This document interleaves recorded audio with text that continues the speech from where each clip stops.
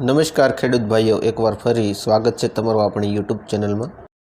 આજના વિડીયોમાં આપણે જે આવનારા દિવસોમાં જે માવઠું થવાનું છે તેના વિશે વાત કરવાની છે।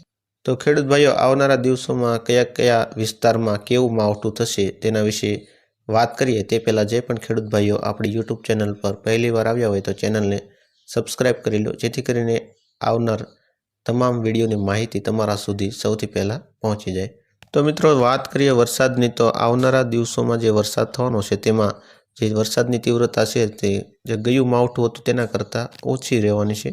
તેમ છતાં પણ અમુક એવા વિસ્તારો હશે જ્યાં વરસાદની તીવ્રતા વધુ રહી શકે છે।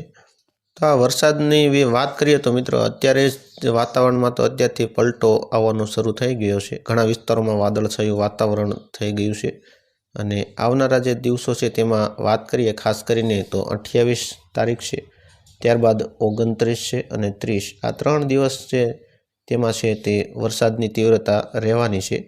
તેમાં ખાસ કરીને 28 તારીખે ઓછી તીવ્રતા રહેશે, ત્યારબાદ 29 છે એનાથી થોડાક વધારે પ્રમાણમાં વરસાદની તીવ્રતા રહેશે અને 30 તારીખે સૌથી વધુ તીવ્રતા જોવા મળી શકે છે।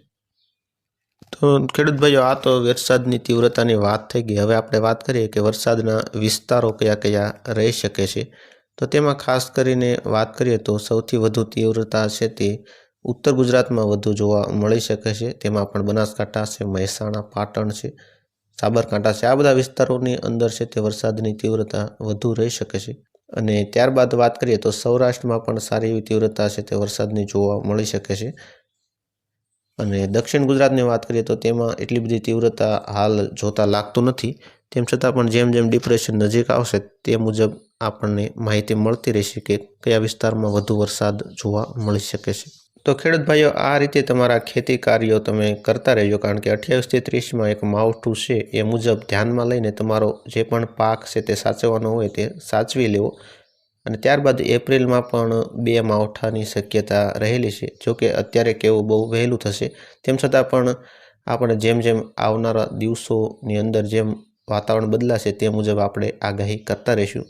અત્યારે હાલ પૂરતું એવું લાગે છે કે એપ્રિલમાં હજી 2 માવઠાની શક્યતા રહેલી છે। તો ખેડૂત ભાઈઓ, અત્યારે વિડીયોમાં બસ આટલું જ। ફરી મળીશું એક નવા વિડીયો અને નવી માહિતી સાથે। ત્યાં સુધી જય હિન્દ, જય ભારત।